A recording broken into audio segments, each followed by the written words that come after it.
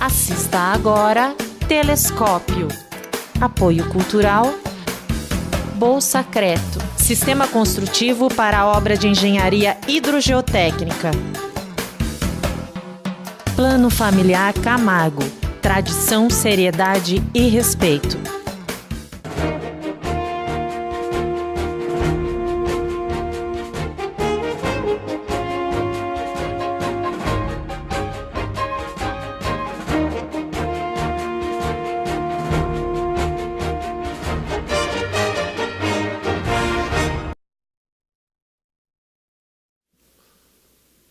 Boa tarde, Itapetininga. Começa agora mais um programa Telescópio, o seu programa de entrevistas direto dos estúdios da TVI, para o canal 99 da NET e também para o site tvitap.com.br.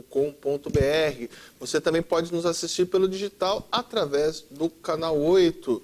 Mande mensagens, interaja conosco através das redes sociais. Estamos no Facebook e também estamos no WhatsApp. Então você pode mandar suas mensagens que nós teremos o prazer em colocá-las ao vivo aqui em nosso programa. 12 horas e 31 minutos aqui no meu relógio. Recebo nesse primeiro bloco aqui a visita do seu Zé Ribeiro, que foi vereador aqui na nossa cidade, é um dos grandes conhecedores, me permita chamar, um dos grandes historiadores, conhece muito sobre a história do município. E no segundo bloco nós vamos falar sobre essa exposição aqui. Vou mostrar para vocês aqui, né, esse flyerzinho, que é a exposição Mãos às Obras, que a gente recebe aqui hoje a curadora dessa exposição, que é a Marcela Tiboni. No segundo bloco queremos conversar com ela. Mas deixa eu dar o meu boa tarde aqui para o seu Zé, antes de nós irmos para os nossos apoiadores culturais. Seu Zé, bem-vindo ao programa Telescópio, boa tarde. Boa tarde, Maurício. Parabéns pelo seu trabalho, do seu colega Fábio Campos. Eu aqueci e estou muito satisfeito de, mais uma vez, estar presente aqui na TVI, procurando trazer algumas mensagens sobre a nossa histórica Itapetininga. A nossa histórica Itapetininga. De modo que vamos conversar um pouco. Eu estou afastado de atividades políticas, mas pertenço à Academia Itapetiningana de Letras e sou membro também, vice-presidente do Instituto Histórico, Geográfico e Genealógico de Itapetininga.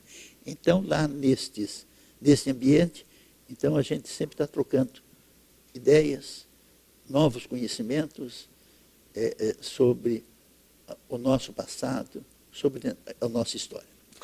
Seu Zé, hoje, só para passar para o nosso telespectador aqui, né, a gente vai falar bastante aí sobre as ruas. Vamos entender, por exemplo, por que as ruas centrais da nossa cidade elas recebem nome de presidentes, quem foi João Evangelista, Pedro Voz, entre outras ruas aqui da nossa cidade. Então, você, telespectador que está nos assistindo e tem curiosidade de saber, né, alguma coisa sobre a sua rua, sobre o seu bairro, mande aqui as suas perguntas. O seu Zé, à medida do possível, o que ele souber, ele vai trazer um pouco dessa história tão rica da nossa Itapetininga. Só que antes de começarmos o nosso bate-papo aqui, nós vamos aos nossos apoiadores culturais. É rapidinho, voltamos já. Apoio Cultural Bolsa Creto, Sistema Construtivo para a Obra de Engenharia Hidrogeotécnica. Plano Familiar Camargo, tradição, seriedade e respeito.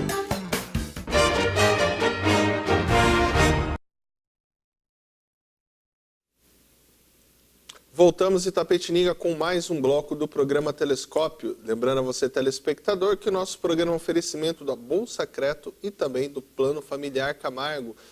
Antes de iniciarmos o nosso bate-papo aqui, vamos às notícias dos nossos jornais aqui de Itapetininga, né, privilegiando a imprensa escrita, que tanto faz aí, tanto tem uma grande importância aí no desenvolvimento da nossa cidade e das informações. Vamos começar aqui pelo jornal, hoje pelo Correio. O Correio que destaca aqui em sua matéria de capa: Viação Rosa pede rescisão de contrato. Lar das Meninas receberá repasses. Déficit do serviço de lixo ultrapassa 5 milhões. Cirurgias de cataratas seguem no hospital. Então, essas e outras notícias você pode acompanhar aí no jornal Correio de Itapetininga, que está nas bancas.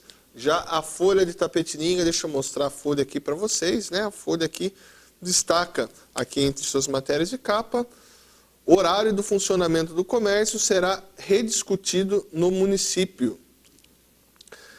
Tribunal de Justiça considera constitucional a lei do recuo das antenas dos celulares aprovadas pela Câmara. Basquete de Itapetininga é bicampeão em torneios regionais. Então, essas também e outras notícias vocês podem estar acompanhando aí na Folha de Itapetininga. Um abraço especial para o Silas Guerin Cardoso. Começa aqui o bate-papo, seu Zé, perguntando a seguinte questão. As ruas centrais da nossa cidade, a maioria delas tem nomes de presidentes. Sempre foram esses nomes, por que mudou? Eu queria que o senhor explicasse para nós um pouquinho. Maurício, os nomes eram outros os nomes antigamente, mas por ocasião da proclamação da República, aqueles líderes que tiveram destaques nesta empreitada política que demorou vários anos, mas que em 1889 foi efetivada, aqueles líderes, então, foram homenageados pelas comunidades. Então, é comum você ir a uma cidade do nosso interior, de uma capital, e ver lá aquelas lideranças, pessoas que tiveram grande destaque, todos sendo homenageados. E aqui em Itapetininga não fugiu a regra. Temos aí a Rua Campos Sales, que foi um líder político. Campos Sales era um advogado formado na São Francisco, justamente colega de turma de Prudente de Moraes, e ambos foram presidentes da República.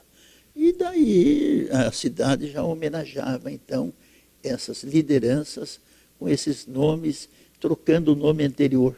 Eu até sei de poucos nomes, mas eu lembro que uma das ruas centrais, parece que era Aristides Lobo, tinha o apelido de Rua da Formiga.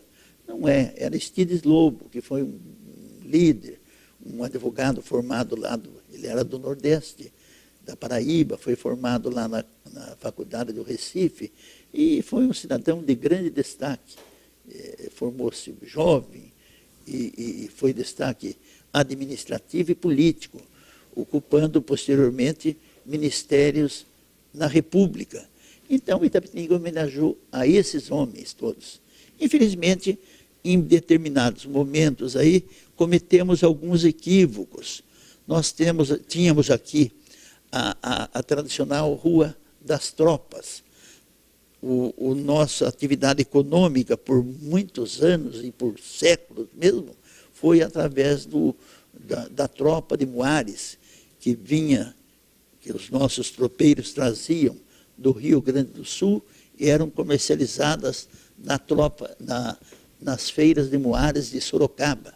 Então, hoje a Quintino Bocaiúva era a Rua das Tropas, Rua das Tropas. Eu que já, mais ou menos há 70 anos, que já lembro ali, o ciclo das tropas já vinham diminuído, caído sensivelmente. Então, a nossa região já era a Rua do Gado. Então, eu já conhecia Quintino chamado Rua do Gado. Então antes das tropas, ela foi Rua das Tropas? Depois das tropas, sim. Passou para a Rua do Gado. E daí mudaram. Quintino Bocaiúva foi também um jornalista famoso, um homem que lutou bastante, que infelizmente não conseguiu graduar-se em Direito em São Paulo, mas foi um destacado jornalista. Tanto é que depois, ele era do Rio de Janeiro, ele voltou para o Rio e foi presidente do Estado do Rio. E foi ministro do governo da República. Uhum. Foi ministro, depois presidente do Estado do Rio, que chamava presidente na época, e quando a capital ainda era Petrópolis. Foi um grande brasileiro, mas contrariou a nossa tradição, que era a Rua das Tropas, que deveria ser chamado até hoje. Agora vamos pegar, só para o pessoal se orientar, vamos descer aí a Rua das Tropas, indo sentido ao antigo Paquetá. Que hoje, né, Vila Rio Branco, aquela Isso, região da Vila Regina. Por que era Paquetá? O Paquetá, eu não sei se é por causa daquela ilha que tem no Rio de Janeiro, porque ali foi o começo industrial da cidade, foi naquela região ali da hoje Vila Rio Branco. Tivemos ali, o Matarazzo teve negócios ali, o Conde Matarazzo, tinha o Pissarrão logo adiante, tivemos ali, era um caminho para regiões rurais ali, então tivemos máquinas de beneficiamento de algodão, tivemos fábrica de farinha, tivemos outras atividades. Então, era conhecido por Paquetá. Mas agora, nesse modernismo que foi, ela voltou a ser Rio Branco. Hoje é uma parte forte da cidade, grande da cidade, porque temos lá escolas, temos farmácia, temos supermercado, temos restaurante, temos condomínios, temos bairros novos, temos também o nosso já histórico cemitério, que está ali há mais de 120 anos, já ali naquela região. Sempre o cemitério na nossa cidade foi ali? Ou não, o cemitério foi em vários locais. Quando foi lá para o antigo Paquetá, ele saiu aqui da Avenida Peixoto Gomide, onde tinha o Fórum Velho ali, tem uma parte do fórum ali que nós tínhamos o último cemitério. Então, foi no ano de 1896, 5, foi mudado lá para o Paquetá. Aí, naquela região, a gente fala, muita gente conhece também como Vila Regina. Quem é a Regina? Bom, a Vila Regina é o seguinte, ali tinha área de terras ali, e tinha um comerciante do Paquetá, um comerciante conhecido, que foi comerciante no bairro do Tupi, seu Flávio Soares Hungria. Então, ele tinha armazém no bairro, na Vila Rio Branco, já que chamava de Paquetá, e ele adquiriu áreas enormes lá. E ele depois fez um loteamento, e esse loteamento dele, ele já fornecia tijolos, porque ele tinha olaria, tinha tudo. E Regina era a filha dele, ele tinha 3 filhos homens, que infelizmente já são falecidos, o Bitil, o João Flávio, que foi prefeito, e o magistrado, Dr. Frank Célio Soares Hungria. E tinha a filha, que é viva ainda, Regina, e ele então deu o nome da filha ao bairro, a Vila Regina, que é a filha do seu Flávio Soares Hungria. E a Avenida 5 de Novembro, em homenagem ao aniversário da cidade? É aniversário da cidade. A Avenida 5 de Novembro não tinha nome, ali era a estrada de Capão Bonito, antigamente, como é até hoje. Era estrada de rodagem, estrada de pedregulho, e havia eucaliptos ao redor, então não tinha nome. E agora, com esse crescimento, Itapetininga homenageou a data da nossa criação, da nossa fundação, 5 de novembro, com aquela avenida que chega até a Raposo Tavares ali. E ao lado da avenida, tem uma rua também, Maurício, Dona Benedita Rosa, que é mãe do ex-prefeito Fernando Rosa, Dona Benedita, então. Então ali tem a 5 de novembro e ao lado, que muita gente, por vezes, se confunde, mas ali é a rua Dona Benedita Rosa. Agora vamos voltar ali mais para essa região central, mas longe um pouco desse miolo comercial da nossa cidade. Vou perguntar, Coronel Afonso. Quem foi o Coronel Afonso? Coronel Afonso, Maurício, foi um político de destaque em nossa cidade. Ele foi tropeiro, como toda pessoa foi, ele foi comerciante, ele foi presidente da Câmara Municipal, ele foi deputado provincial, naquele tempo era deputado provincial. Ele foi deputado provincial, ele foi advogado provisionado, ele não tinha o diploma, mas ele tinha uma provisão do Tribunal de Apelação de São Paulo. Era legal, aquele tempo era permitido. Hoje, eu ainda cheguei a conhecer em Sorocaba, e inclusive aqui em Itapetininga, pessoas que advogavam, que eram doutores aí, assim chamados, que não tinham diploma de direito, mas tinha provisão fornecida pelo Tribunal antes Tribunal de Apelação, depois o Tribunal de Justiça de São Paulo. Mais de uma década atrás, então, com esse número bastante acentuado de bacharéis em Direito, muitas faculdades, então nós não temos mais o advogado provisionado. José, deixa eu pedir licença para o senhor um minuto, que nós temos um telespectador na linha. Pois não. Alô, boa tarde. Boa tarde. Ô, seu Dirceu. Eu gostaria que o Ribeiro falasse da Rua Doutor Coutinho. A Rua Doutor... Da rua. Rua Doutor Coutinho. Vou passar aqui a bola. Isso. José, seu Dirceu, Exatamente. obrigado pela sua participação. O Dirceu é o Dirceu de Campos, o jornalista. Campos, sim. Meu colega de tiro de guerra, jornalista, escreve bastante. Eu fiz uma pesquisa, Dr. Francisco de Paula Oliveira Coutinho, era o nome do cidadão.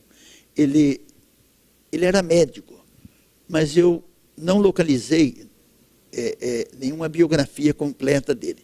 Mas consta que ele era médico e foi deputado federal eleito aqui no começo da República, pelo distrito de Itapetininga. Francisco José de Oliveira Coutinho era o nome dele. Infelizmente, não tenho dados maiores, mas vou pesquisar e vou passar para o Dirceu e na próxima oportunidade que vir aqui. E eu ainda hoje procurei o Francisco de Paula Oliveira Coutinho, Francisco disso, Francisco daquilo, e não localizei. Localizei outros nomes, mas não deste ilustre cidadão. Não era filho de Itapetininga, provavelmente, ao que me consta, era médico, mas não tenho dados dele de medicina, ainda. Nem não tenho a biografia dele ainda. Doutor Lobato. Doutor Lobato foi outra pessoa também que procurei, João Batista Lobato, e não consegui também. Ainda a biografia do Lobato, sei que era médico, falaram que era médico, mas não temos ainda, através da internet.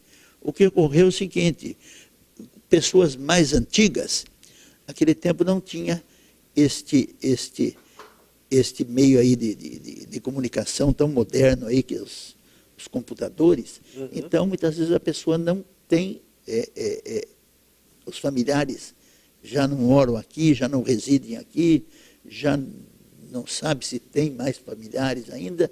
Então, alguns nomes de ilustres brasileiros não têm esse registro, que é o que ocorre com a maioria das pessoas. Você digita aí e pega nomes conhecidos aí, e é o que acontece. Mas vamos pesquisar esses dois nomes aí. Mas vamos pegar um também que é bastante conhecido, né, aqui na cidade, que é a Rua Pedro Voss. Né?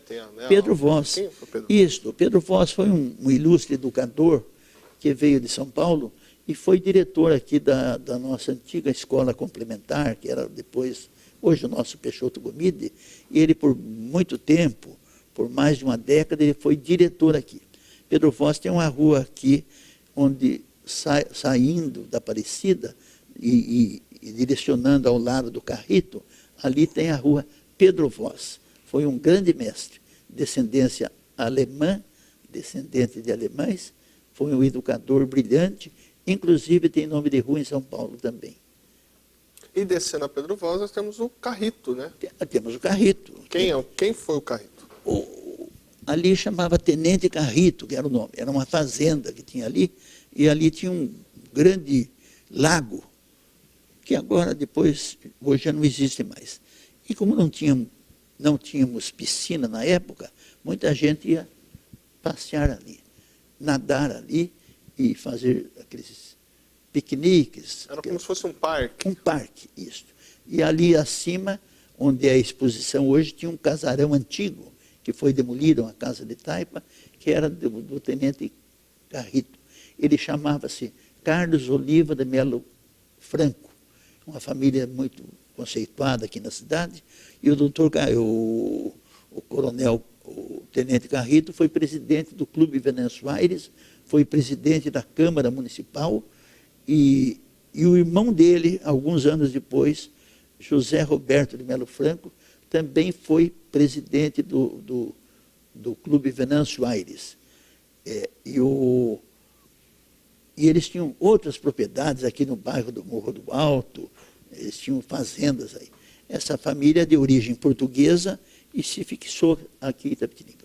E um outro fato dentro dessa família também, eles tiveram uma sobrinha que eu conheci, conhecida por Dona Miloca, que residia na Campos Sales.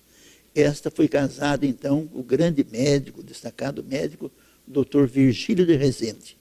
Virgílio de Rezende, que era sergipano, nascido lá em Laranjeiras do Sul, residiu em Itapetininga por muitos e muitos anos. E aqui ele casou-se, então, com essa cidadã, Melo Franco, conhecida por Dona Miloca. E um outro dentro dessa família. Tiveram um filho chamado João. E esse moço, com 20 anos, ficou doente, foi para São Paulo, foi levado para São Paulo, foi internado, mas lá o menino, moço, infelizmente faleceu, sendo sepultado no cemitério São Paulo. Essa família voltou para... O doutor Virgílio voltou para Itapetininga, para suas atividades, e daí não tiveram mais filhos, mas ele criou uma senhora aí chamada Dona Francisca, que tem alguns filhos que residem aqui em Itapetininga. E Virgílio de Rezende, o grande médico, faleceu em nossa cidade em 1932. Agora, ainda falando sobre as ruas, né, com homenageados aos coronéis, Coronel Joaquim Leonel. Joaquim Leonel. Joaquim Leonel é da família Leonel. Ele é filho de José Leonel Ferreira, da histórica família Leonel.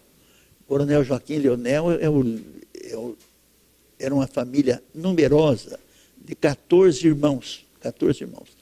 Ele era o mais velho do primeiro casamento, teve 2 filhos do primeiro, daí o capitão José Leme Brizola, José Leonel Brizola, casou-se com a irmã, com a cunhada, e tiveram mais 12 filhos.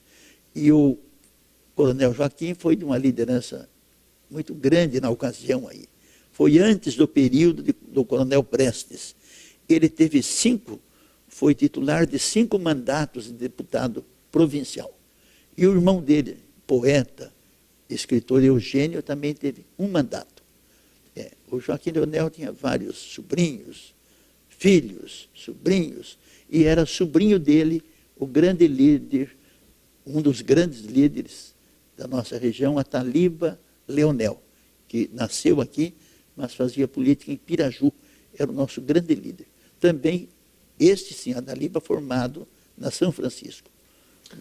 Seu Zé, temos mais um telespectador na linha. Alô, boa tarde. Maurício, boa tarde. Antônio Carlos. José Ribeiro, boa tarde.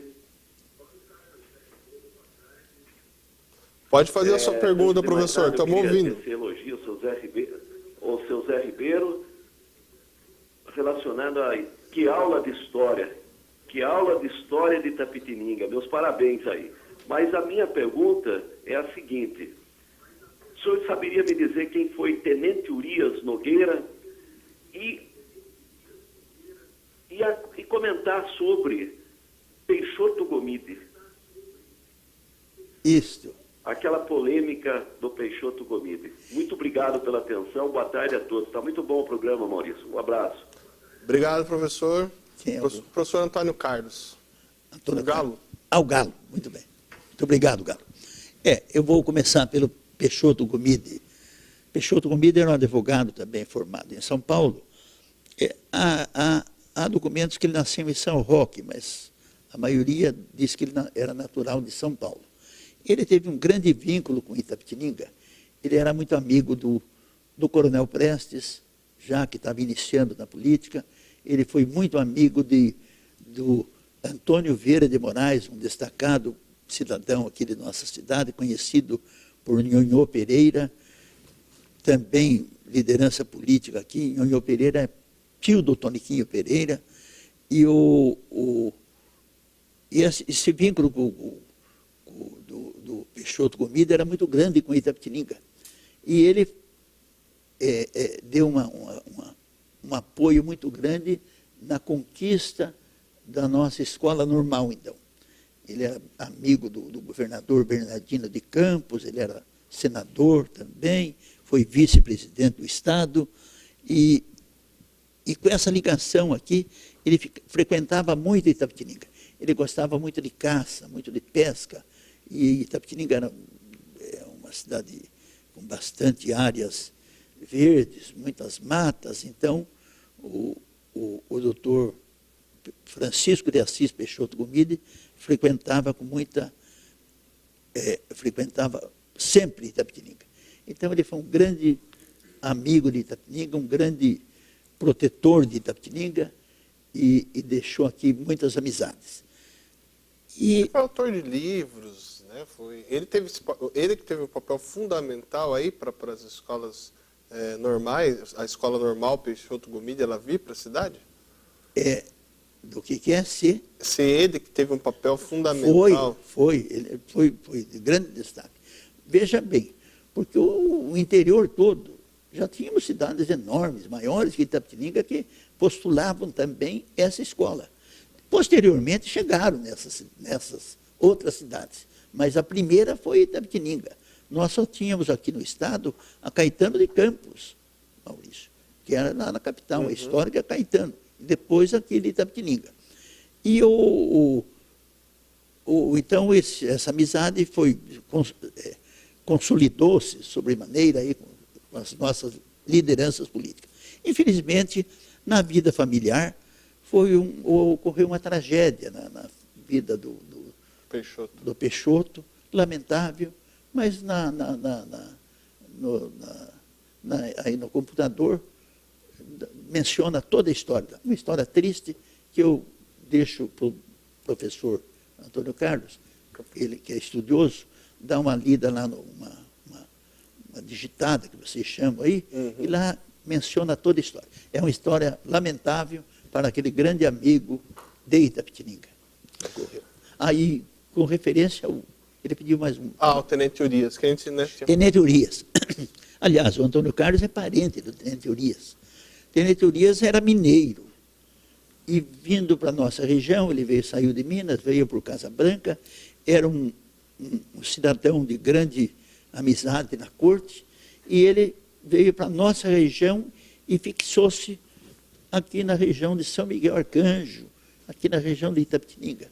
Urias Nogueira Terra, Urias Nogueira, tem um nome de rua lá no Jardim, na Nova Itapetininga, Urias Nogueira.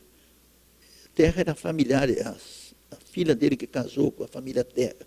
E houve aqui um cruzamento com a família Terra, e foi um cidadão de grande destaque, construiu estradas, teve propriedades rurais aí de grande vulto, foi um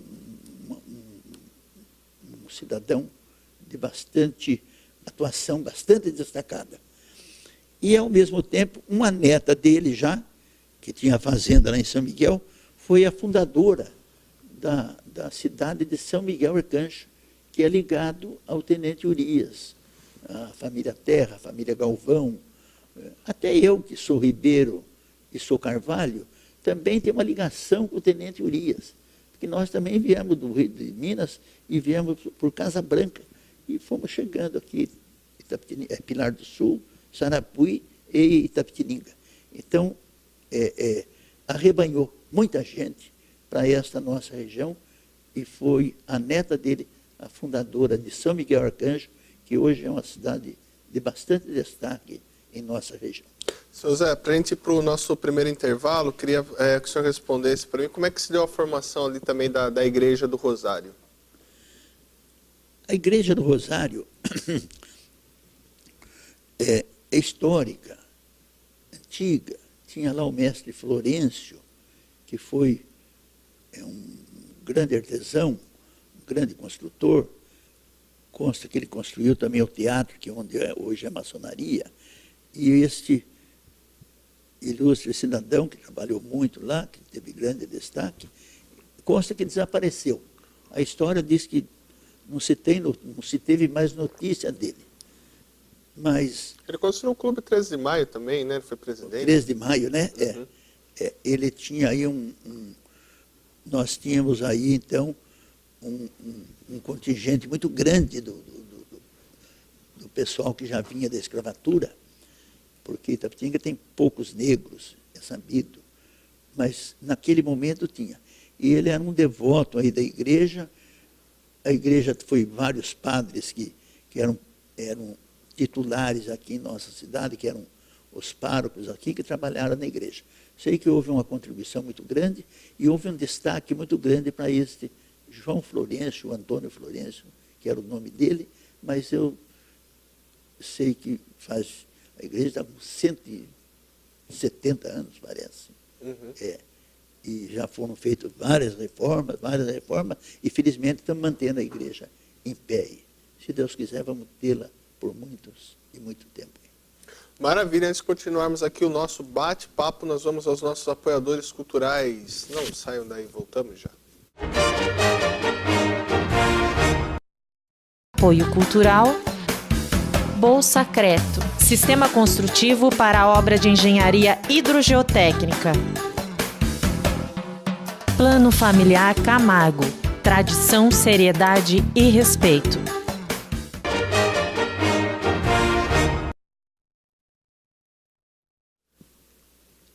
Voltamos em Itapetininga com mais um bloco do programa Telescópio, hoje aqui com a visita do seu Zé Ribeiro, que está falando aí, tendo como disse o professor Antônio Carlos, está nos ensinando aí um pouco sobre as ruas da nossa cidade, quem são as pessoas que foram nomeadas. Então agora eu vou perguntar sobre uma rua que todo mundo conhece ali, que é aquela rua que é passando o pontilhão da estrada de ferro ali da Sorocabana, e do sentido Estrada Velha para Tatuí, que é a Fernando Costa, né? Fernando Costa. Quem foi Fernando Costa, seu Zé? Fernando Costa foi um cidadão nascido em Pirassununga e que foi político. Ele foi deputado estadual, ele formou-se primeiro em agronomia em Piracicaba, casou-se lá em Piracicaba, foi prefeito de Pirassununga, foi deputado estadual em Pirassununga, foi secretário de Agricultura do governo Júlio Prestes, e quando o secretário construiu aquele parque da Água Branca, que até algum tempo atrás era um modelo de exposição na cidade de São Paulo. Perto da Barra Funda perto ali. Da Barra Funda ali, perto do campo do Palmeiras ali, na Francisco Matarazzo.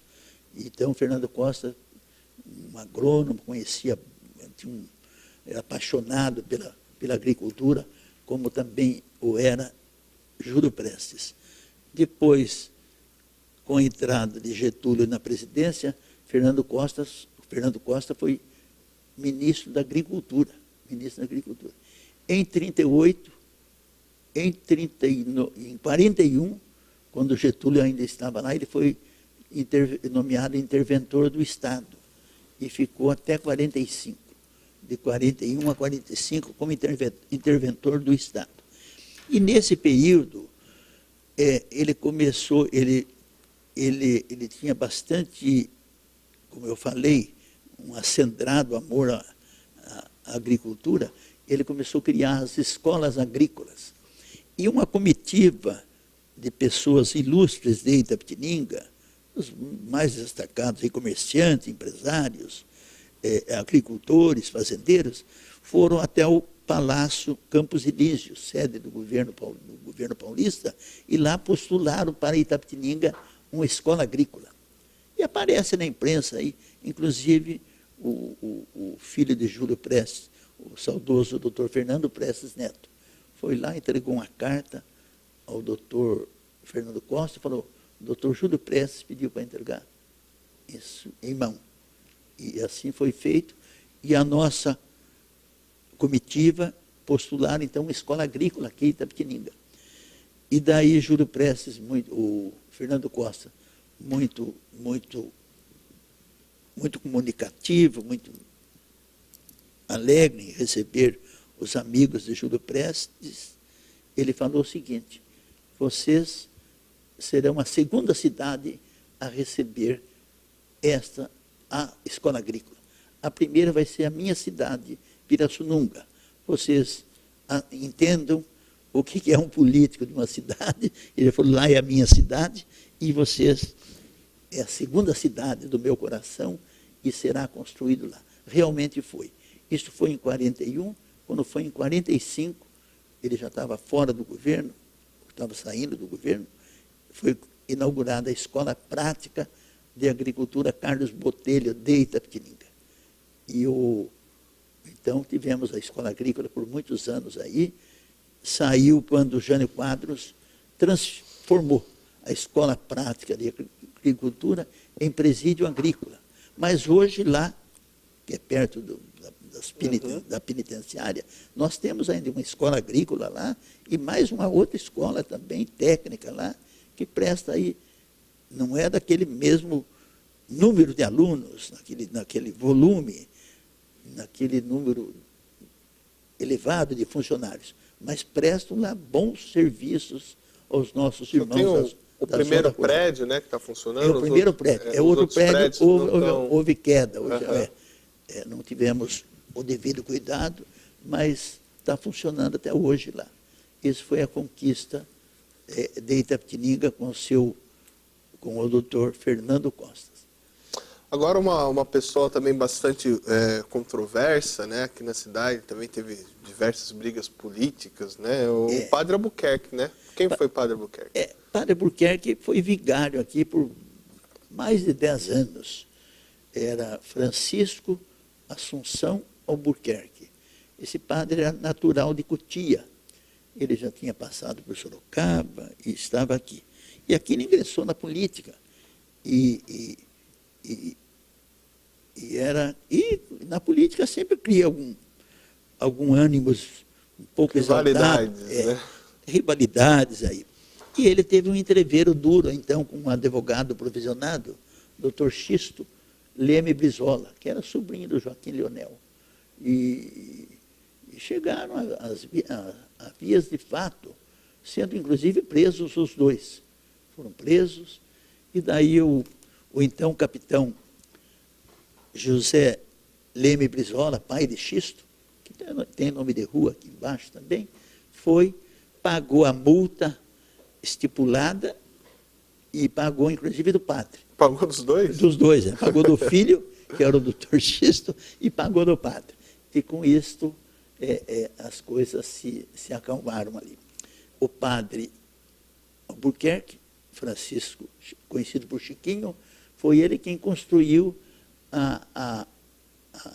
sob o comando dele, a matriz anterior a essa que nós temos agora, que hoje é a nossa catedral. Foi inaugurada ali pelo ano de 1877, 78.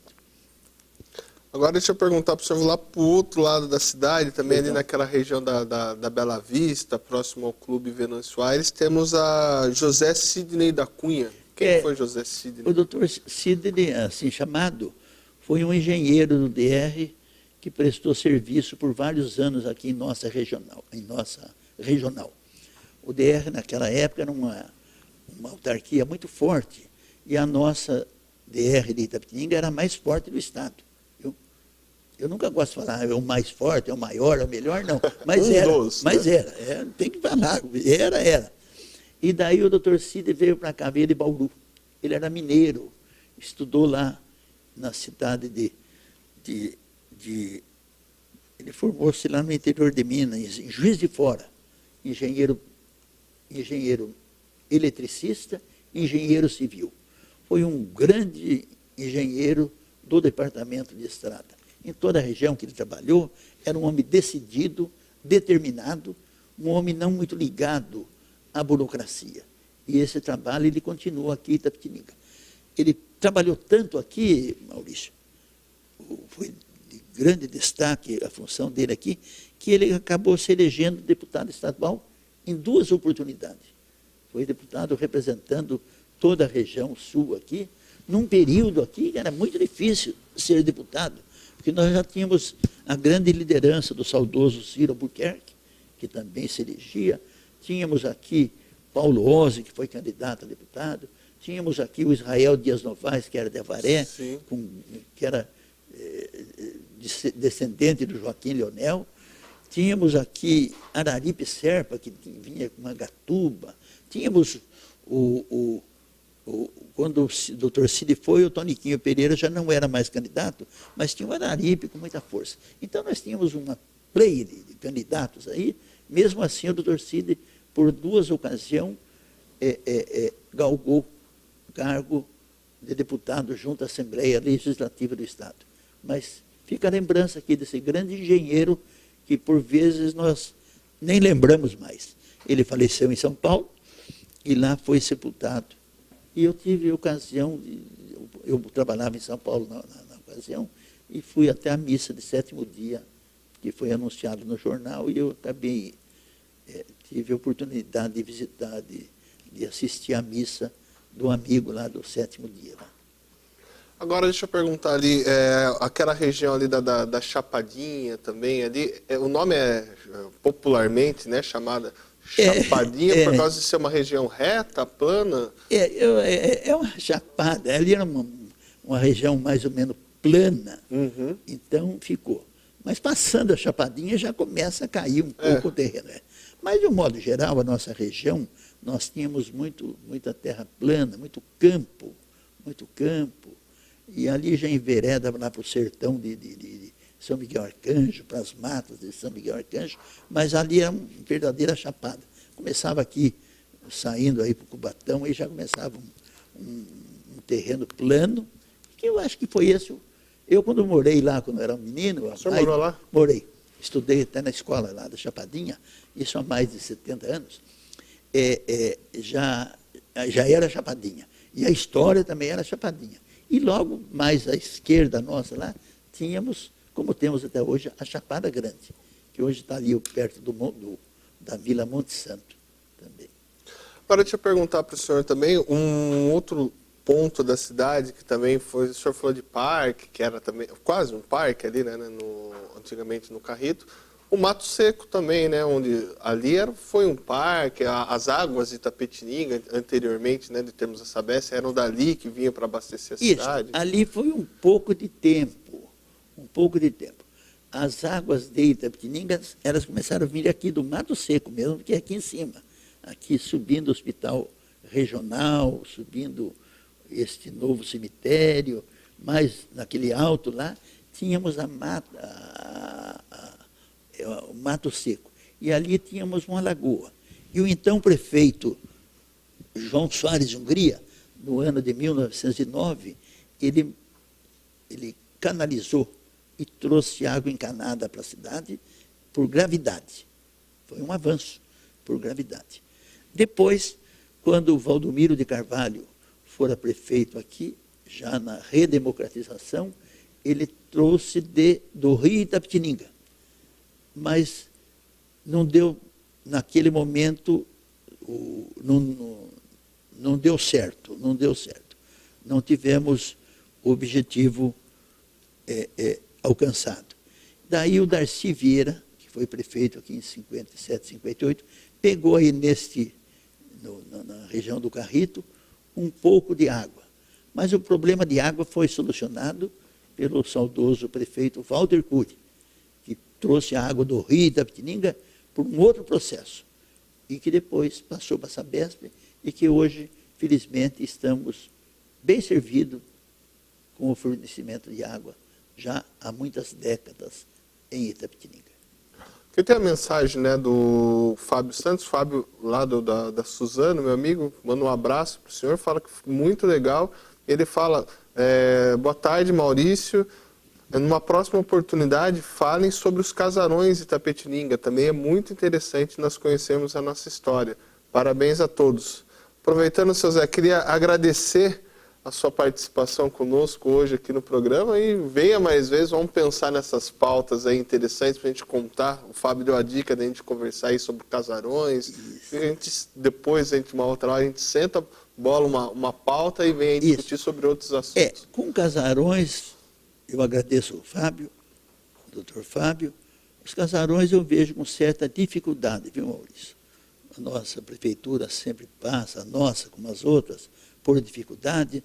Os casarões nós vamos ficar nesse brilhante conjunto aqui da Peixoto Gomide, vamos ficar onde tem a antiga Sorocabana ali, que já está recuperada, e são poucos os casarões. Tem aqueles dois da Rua das Tropas também, da Quintino. Da Quintino, que eu vejo muita dificuldade, são casarões pequenos e que não há interesse da família em se desfazer, então fica difícil uma desapropriação, embora não impossível, mas fica difícil. E não vejo, como um cidadão comum, muita utilidade naquele pequeno espaço ali, certo? Mas isso fica para os administradores. Essa é uma opinião pessoal minha, certo? Infelizmente, não deu para segurar muitas casas que se foram.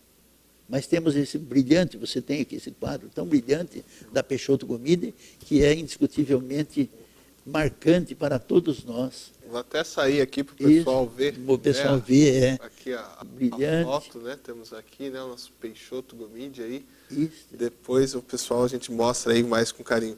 Seu Zé, mas obrigado. Fica uma eu próxima oportunidade. Venha mais vezes, é muito bacana o bate-papo. A gente não vê nem passar a hora. Se deixar, a gente vai até 6 horas. Certo, sim. Muito obrigado. Parabéns pelo seu trabalho aí, do seu colega Fábio e os seus companheiros aqui de trabalho, o Samuel e o Leonardo. Parabéns, muito obrigado, viu? Obrigado, seu Zé. Nós vamos aos nossos apoiadores culturais. No próximo bloco, eu irei conversar aqui. Eu vou até mostrar novamente para vocês aqui, né, esse folder. Vamos falar sobre a exposição Mãos às Obras, que está aqui estamos com a curadora, que é a Marcela Tiboni, que irá bater um papo conosco. Não saiam daí, voltamos já.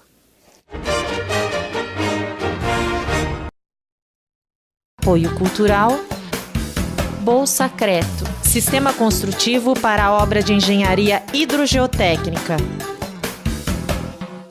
Plano Familiar Camargo, tradição, seriedade e respeito.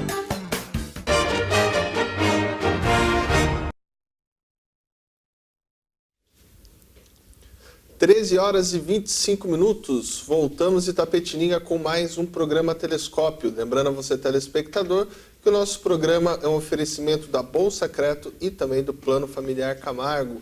Por falar em Plano Familiar Camargo, vamos chamar aqui, vou pedir para o João colocar. Faleceu Vera Lúcia Machado, ontem também o Braulio Antônio Galvão e Maria Estela Pires Lopes, né? Que Deus abençoe a todos.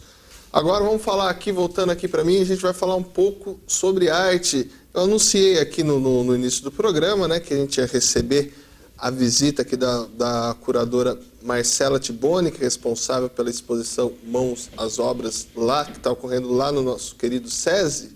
Mas também tive uma grata surpresa aí que temos os artistas também que estão com suas obras expostas. Deixa eu começar dando meu boa tarde primeiro para o Herbert Sobral. Herbert, boa tarde, bem-vindo ao programa Telescópio, bem-vindo a Itapetininga. Boa tarde às pessoas que estão em casa. É um prazer estar aqui, é a minha primeira vez aqui nessa cidade, né, para expor. Bom, eu comecei como arte sapato a minha carreira em 2010, né?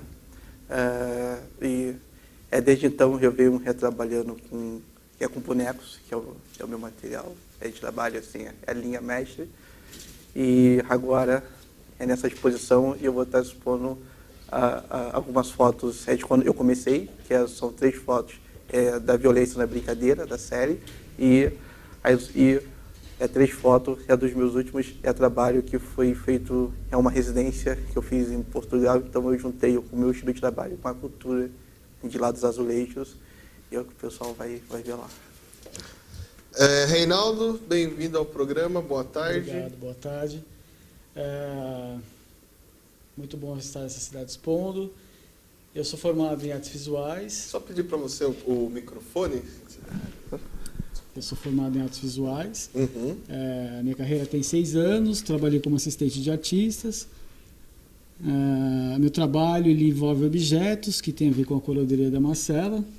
E é muito, muito bom poder ter esse viés, né, nessa curadoria, que desde então sempre trabalhei com objetos, com livros, e agora estou mostrando uma série com cartas de baralho. E é um prazer.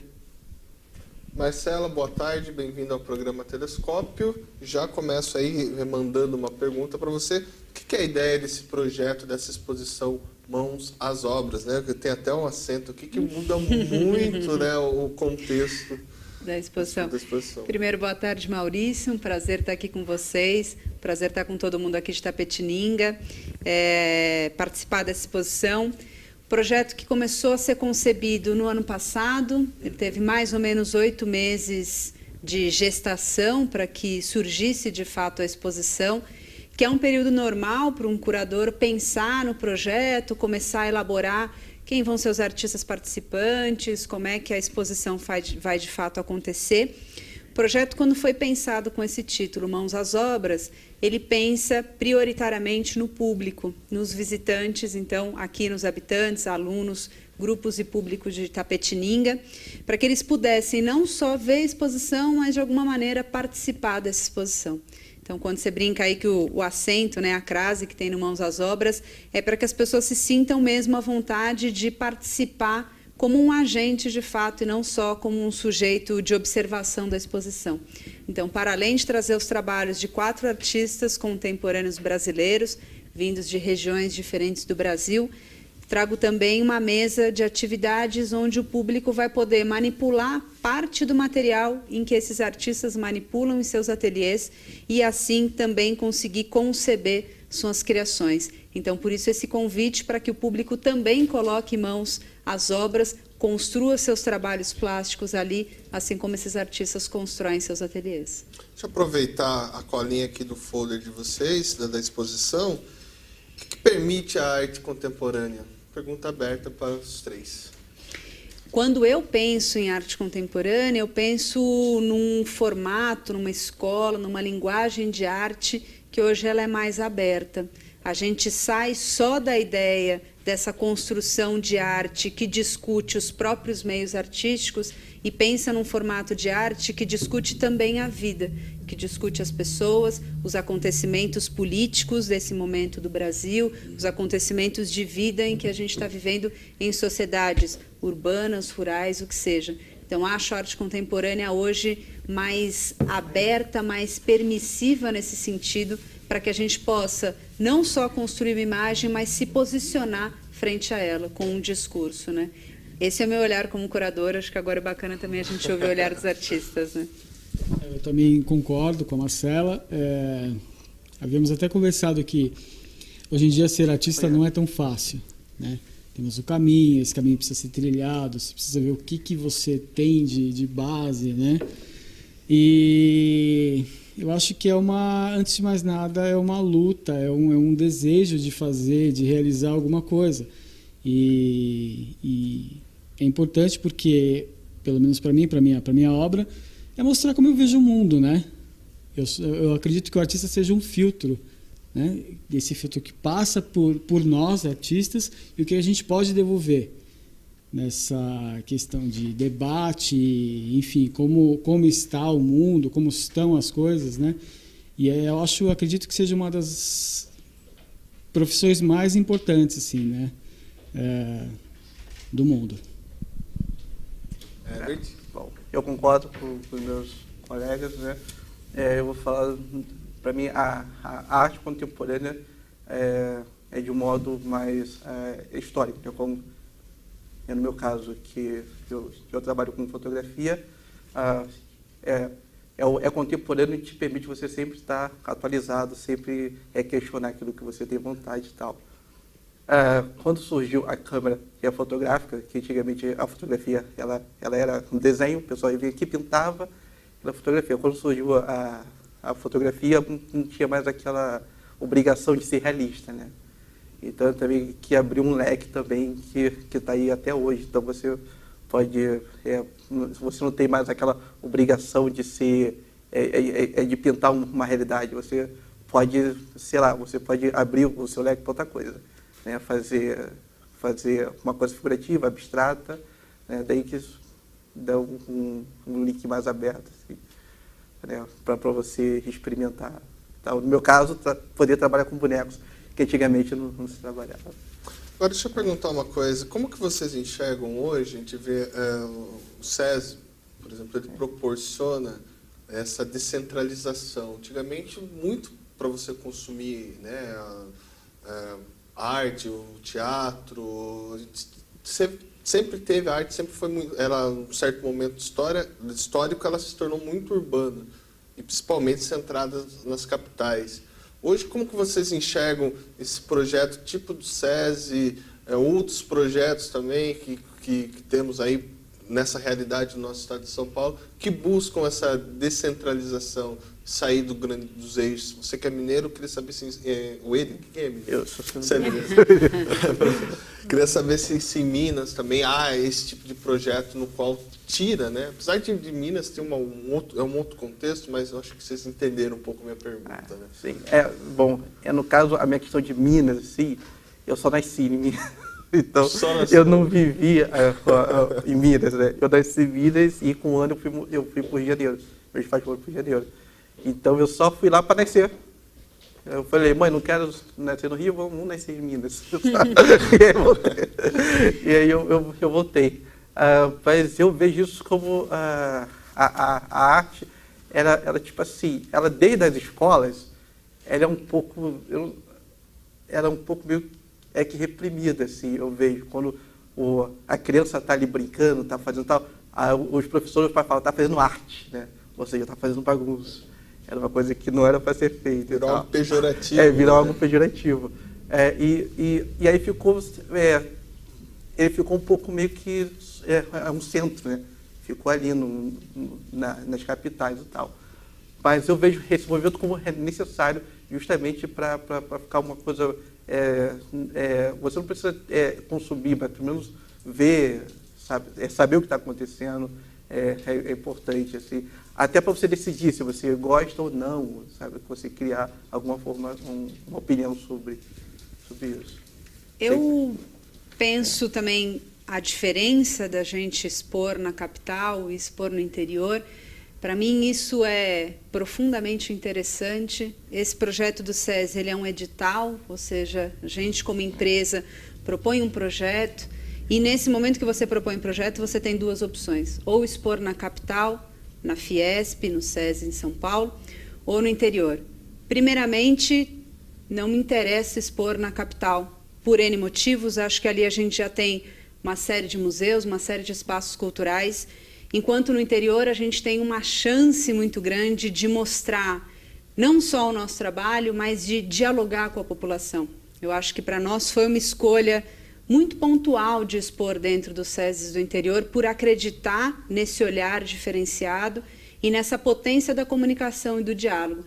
Então, para mim, eu acho que é um projeto super interessante você sair desse eixo, né, que talvez seja Rio, São Paulo, Curitiba, onde já tem uma quantidade enorme de exposições, e trazer esse projeto para o interior. E por isso, Mãos às Obras, que é uma tentativa de que o público venha não só ver a exposição, mas conversar com a equipe do educativo, realizar seus trabalhos através das oficinas e, de fato, participar pontualmente daquilo que a gente propõe como arte.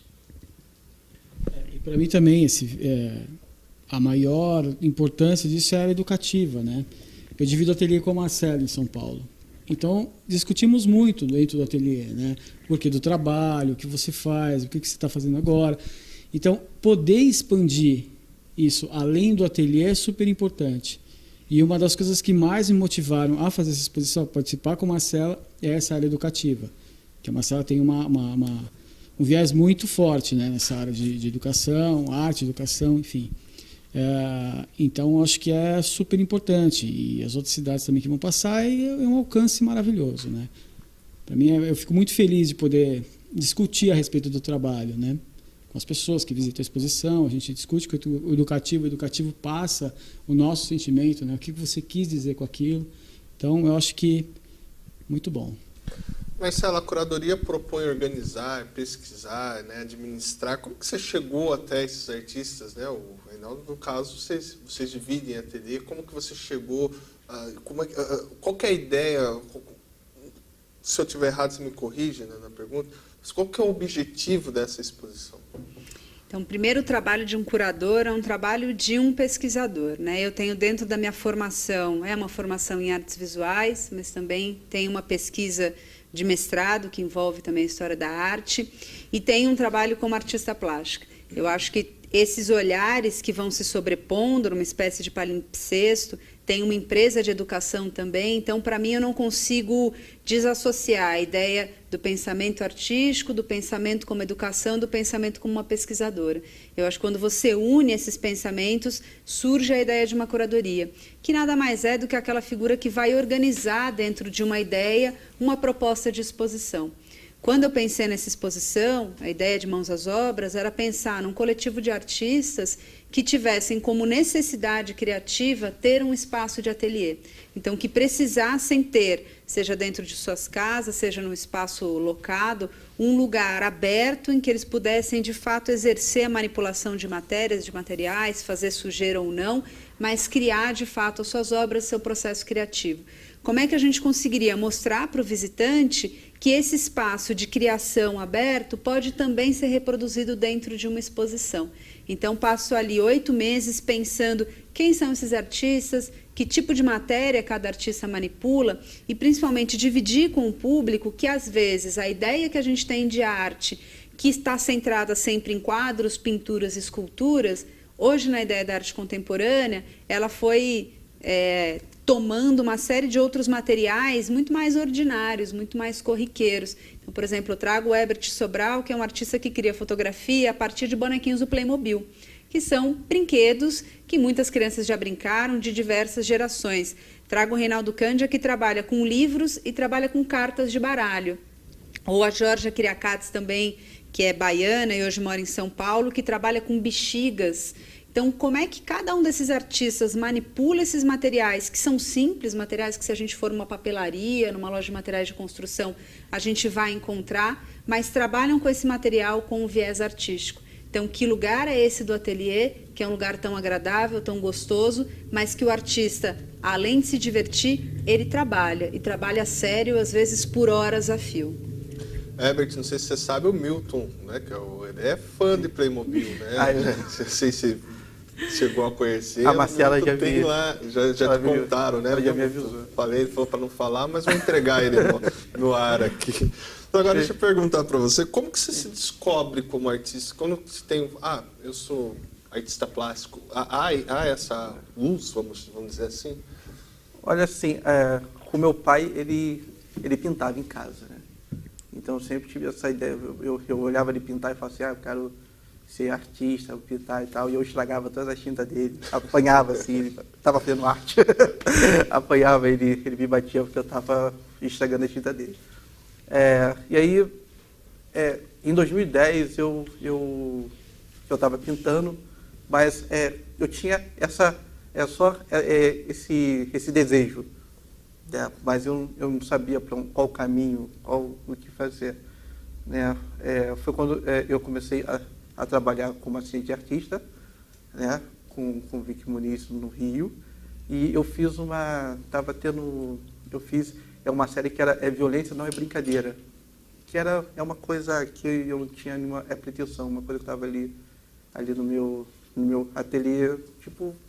Eu vi o filme A Tropa de Elite e eu estava, como eu já morei em comunidade, estava meio que questionando algumas questões. E aí eu fiz 2 fotos, né, que era sobre uma tortura policial e sobre esgoto a céu aberto. E um galerista viu e ele me propôs de eu continuar essa série, né? Para minha primeira exposição. Então foi meio que por acaso, assim. E aí que eu fiz todo tipo de violência. Era altos impostos, então era violência física, violência moral, né? E violência econômica. Então eu fiz uma série que foi quando me lançou, foi Violência Não é Brincadeira. Então eu peguei esses bonequinhos, que eu fiz uma crítica. Eu estava vendo televisão lá no Rio e o carioca, eu não sei se é só o carioca, o Brasil inteiro, é um povo que ri muito. Né? Então, o cara o repórter falou assim, aqui nessa rua X está faltando água por uma semana e todo mundo, em vez de aproveitar aquele momento para reclamar, estava todo mundo querendo aparecer, sorrindo assim. Eu falei, eles estão rindo, eles estão sem água durante uma semana. Uhum. E aí me veio esse bonequinho que o prefeito sempre está rindo, né? Aí eu falei, vou fazer cenas trágicas com esse sorriso. né? E aí que surgiu a ideia. E aí foi assim, foi meio que um acaso que me levou para a fotografia, que a minha ideia era a pintura. E você, Reinaldo? Eu acho que eu brinco sempre, eu acho que eu nasci artista, né? Porque em casa eu tinha, eu até comentei isso ontem com o Educativo, tinha a Barça, a famosa Barça, né? Então eu ficava horas olhando a Barça e de vez em quando eu caía nos verbetes de pintor e eu ficava olhando. E aí tinha, eu acho que é a minha referência, porque tinha várias coisas ali, as camadas que eu trabalho, enfim. Mas isso, na verdade, eu busquei durante muito tempo. Eu pegava e desenhava horas, ficava desenhando na minha casa. E aí o círculo de amizades que eu tinha alguns artistas. Então era mais um desejo também. E aí o meu modo é um modo clássico. Eu comecei a participar de salão, fui assistente de artista. E essa coisa foi se tornando mais sólida, né? Mais uma profissão. Mas eu acredito que a gente nasce com essa vontade. Então todo mundo tem, né? Mas acho que tem uma vontade interna, sabe? Um questionamento, enfim, né? E aí eu comecei esse trabalho com livros, participei de um salão, comecei ganhando prêmio, fui convidado por uma galeria e já são 6 anos de carreira. Né? É uma coisa que parece que você é tomado, né? A coisa pega e te puxa, não é que você também escolha, sabe? Então eu acho que a arte te escolheu? A arte me escolheu. Mas obviamente existia uma vontade ali, né? E eu sempre escutava esses amigos que me circulavam, reclamando dos mesmos, né, as mesmas coisas que a gente reclama hoje. Mercado de arte, enfim. Você fala, você é artista, né? Fala, mas você trabalha com o quê? Né? Então. Bom, mas isso é né, acho que até o fim da vida, né? Mas é isso, é muito bom ser artista. Se alguém tiver a intenção, acho que até dou um incentivo, porque a gente precisa um pouco disso, né? Um pouco de questionamento, sabe? É bom, é importante. Marcela, para a gente ir para o intervalo, como que você vê hoje, a gente falou um pouco, brinquei ainda com essa situação de dificuldade, mas a internet para os artistas hoje é um diferencial. Como que você vê a internet como ferramenta hoje para contribuir para que os artistas sejam conhecidos, para que, consequentemente, eles possam vir participar de seleções para galerias, salões, enfim? A internet hoje ela é fundamental mundialmente, né, para qualquer coisa. Eu penso, como pesquisadora, a minha indisponibilidade, às vezes, de sair de São Paulo e ir para o Rio de Janeiro ver o trabalho do Ebert, ou ir para a Bahia, ir para outras localidades, e pela internet você está, às vezes em tempo real, você consegue ver a produção do artista. Então, acho que hoje mídias como Facebook, Instagram, próprio WhatsApp, em que você consegue mandar uma mensagem para o artista, ele te manda uma imagem do trabalho. Acho que são mídias hoje fundamentais para nos colocar em contato e para estimular nosso potencial de comunicação. Acho importante, acho fundamental e acho um elemento transformador da arte contemporânea. Como é que você consegue se relacionar com um círculo de artistas muito grande sem perder nada. Maravilha. Antes de continuarmos o nosso bate-papo, nós vamos aos nossos apoiadores culturais. É rapidinho, voltamos já. Apoio Cultural Bolsa Creto, Sistema Construtivo para a Obra de Engenharia Hidrogeotécnica. Plano Familiar Camargo, tradição, seriedade e respeito.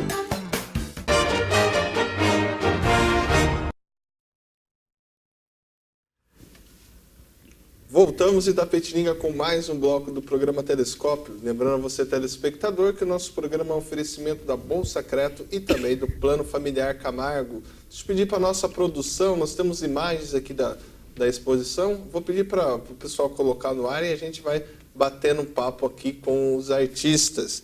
Deixa eu aproveitar. Lá, está aqui o espaço lá do eu falo hall, mas tem um outro nome mais chique. Foyer do teatro? Foyer, isso. Pode passar. A exposição está montada já, né, Marcela? Está montada. A gente começou a montagem ontem, passamos o dia inteiro, cerca de 10 horas lá. Conseguimos terminar a montagem, afinar a luz, conversar com os educadores, está pronta. Subimos os textos também, que é o que vocês estão vendo agora. Aí o que vocês podem ver são as mesas de atividade, de oficinas, os materiais disponíveis para o público, poder se sentar, manipular e participar um pouquinho dessa criação artística que os artistas também propõem em seus ateliês. Né? Pode passar. Olha só.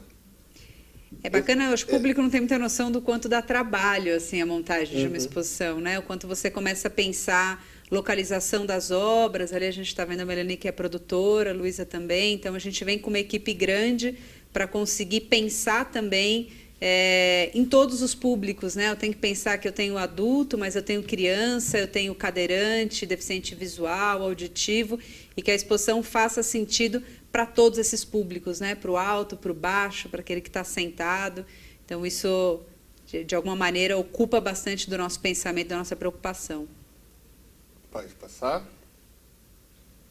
Essa obra de quem que é? É minha. Sua? Ela foi feita... São os livros de Barça, né? Uhum. E ela foi feita de 2012 a 2013. E eu cavo, né, as folhas dessas pilhas de Barça e Mirador, na verdade, né? Então são 120 livros. Com a minha altura, isso na verdade é minha sombra. Eu projetei minha sombra nesses livros, no ateliê. Risquei e fiz que meteu uma questão de tridimensionalidade nas obras. Né? Ela tem a sua altura, então. 1,70. 1,70. Pode passar. E aqueles quadros que estão lá no fundo, aqueles que são seus, o Ebert, né? Sim, sim, sim. Você falou dessa influência portuguesa, né? Como é que foi essa experiência lá em Portugal, essa residência que você fez? A residência foi uma residência de uma semana, né, que eles me deram um quarto, que na verdade era um hotel, então era para você fazer uma obra definitiva para aquele espaço e tal. E eu não tinha muita ideia, eu só tinha essa ideia de unir o meu trabalho com alguma cultura local e tal. E aí eu andando assim, durante essa semana eu comecei a reparar nos azulejos, que parece ser óbvio, mas lá eles botam de uma maneira um pouco diferente, assim. Tem uma coisa assim, muito que é pensada, não é tipo, eu vou cobrir esse meu muro, tem que botar a cor. Não, eles pensam assim, eles pensam na cor, pensam, será que o azulejo vai combinar com a calçada, com a planta, tal. Então eles têm uma espécie de feng shui para os azulejos. E aí eu estava vendo eles usam muito flores, né? É muito floral. Tal, e que teve a ideia de eu pegar alguns bonecos com as cores específicas, que de longe você não vê. Os bonecos você só vê as flores, e aí de perto você vê o boneco. Né? Então teve um pouco de confusão quando eles abriram o quarto. Algumas pessoas entravam e falavam, mas qual é a obra que está aqui e tal, e saiu. Né? Aí eu tinha que falar que os azulejos eram os bonequinhos, que as pessoas voltavam e aí eu conseguia ver os bonequinhos. Isso me deixou feliz. Eu falei, pô, se eu conseguir enganar os portugueses, então tá bom. Os azulejos, tá tudo certo. E aí surgiu essa brincadeira. Marcela, que dica que você dá para quem está nessa área da arte? Eu sei que conheço vários artistas aqui da cidade, mas a gente vê, às vezes, chama-se... Eles procuram um caminho para sair, para que eles consigam ir para essas galerias. Quais são as suas dicas? Eu acho que hoje a principal confusão que gera na cabeça de um artista é que a gente não tem um caminho dado. Se eu for pensar na diferença da profissão de um médico ou de um advogado, a gente sabe que a medicina você faz 6 anos de faculdade, faz uma residência, vai conhecer um hospital e está ali, você está contratado. O artista não sabe primeiro para quem que ele tem que mandar o currículo e como é que ele faz para o trabalho dele ser visto. Eu acho que algumas dicas muito importantes é que o artista talvez seja uma profissão que demora um pouco mais para acontecer. É preciso uma insistência desse artista, principalmente que o trabalho dele só vai ganhar uma maturidade conforme ele repetir essa construção muitas vezes. A mesma coisa se dá talvez para um escritor, para um cantor não é de bate-pronto, não é imediato, né? Não é uma música que você aprende a cantar que você se torna cantor. É por uma insistência vocal. Mesma coisa o artista. Eu acho que ele precisa investir um pouco na sua produção e continuar criando. Então, acho algumas dicas importantes que poucos artistas conseguem logo de cara ganhar dinheiro com a produção do seu trabalho. Talvez seja mais fácil aliar duas profissões inicialmente. Ganhar dinheiro com alguma coisa e investir na produção do seu trabalho. Talvez depois de 2, 3 anos produzindo, tendo uma consistência, aí você consegue ganhar também mais amplitude para mostrar o trabalho. Existem hoje vários salões de arte. Então, se você digitar na internet Salão de Arte 2017, vão aparecer várias fichas de inscrição para você mandar o seu trabalho e ele começar a ser visto. Nesses salões você pode ganhar prêmio em dinheiro, então isso também já é um auxílio. Se você olhar os currículos dos artistas participantes de Mãos às Obras, todos eles têm participação em muitos salões. A internet hoje, Maurício, como eu estava te falando, é muito importante para o artista. Mostrar mesmo nas mídias sociais, a gente não sabe quem está vendo o trabalho. Eu já dei muita entrevista para jornal, revista e rede de televisão, porque mostrei meu trabalho pela internet. Então, acho que isso é importante até para você ouvir aquela crítica construtiva. Não gostei, não está bonito, podia ser maior. Então, dentro disso, você começa a olhar melhor. E, por fim, é importante frequentar espaços culturais. Então, aqui em Itapetininga, museu, o próprio SESI, é preciso estar em contato com outros artistas, estar ali junto, produzindo e trocando essas ideias. Acho que se você investir nessas 3 frentes, eu acho que isso te dá uma grande chance de você, primeiro, conquistar um pouco de autoestima, de força interior também, para mostrar e para perseguir esse sonho de produção artística. Deixa eu aproveitar aqui o gancho, o pessoal está puxando minha orelha. Maurício, fale, a exposição começa hoje, né, 3 de maio, às 19h30, né? Então, a inauguração é hoje e ela vai até o dia 24 de junho, de terça a sábado, das 9 às 20 horas. Né? O pessoal pode entrar em contato com o SESI no telefone 3275-7920, né? Agendar escolas, se você quer levar os seus alunos, pode estar conversando lá com o pessoal lá no SESI, que eles vão estar agendando essa visita ao foyer do teatro, assim que fala, né? Agora aprendi. Deixa eu aproveitar, então.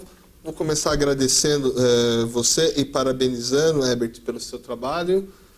Né? Bem-vindo aí à nossa cidade. Obrigado, eu que agradeço pela sua nova experiência. Como eu disse, nunca tinha vindo aqui e tal, mas me identifiquei muito também com quando eu ia visitar a minha avó e tal, as cidades é bem parecida. Então, também relembrando um pouco. Reinaldo, obrigado aí pela sua visita aqui, parabéns pelo seu trabalho. Obrigado, Maurício. Parabéns, eu vou ainda conhecer lá. Por favor, não só você como todos, esperamos todos, inclusive as escolas. Se alguém quiser entrar em contato comigo, tem o Facebook, quiser debater, eu sou super afim disso, sabe? Vamos construir, né, essa história. Se tiver algum artista que queira conversar, falou, nossa, como é que você começou? Estou super afim desse debate. Obrigado. Marcela, obrigado pela sua visita aqui em Itapetininga. Venha mais vezes. Eu que agradeço, Maurício, agradeço de novo a TV Itapetininga. Faço um convite para todo mundo que está assistindo a gente. Hoje, 19h30, vem para a abertura, é gratuita, a gente vai ficar muito feliz de receber todo mundo lá. A exposição tem um espaço de atividade para o pessoal bater foto, colocar na hashtag Expo Mãos às Obras e publicar aí para todo mundo nas mídias sociais, poder conhecer um pouco do nosso trabalho na exposição. E a gente está em contato, construindo a exposição junto com Itapetininga. Então, eu que agradeço vocês. A dona Maria Inês França, ela nos parabeniza pelo programa. Obrigado, né, a senhora, dona Maria Inês, aí, telespectadora do programa Telescópio. Um beijo especial. E vou, né, reiterar então, o convite hoje, né, a partir das 19 horas, temos, né, a inauguração da exposição, que ela vai do dia 4 de maio ao dia 24 de junho de 2017. E os horários são de terça, das 9 às 20 horas. Você que quer agendar aí a visita de escolas, por exemplo, pode estar ligando no telefone 3275-7920 e conversando com o pessoal aí do SESI. A todos, uma boa tarde. TVI, a TV que conta a nossa história.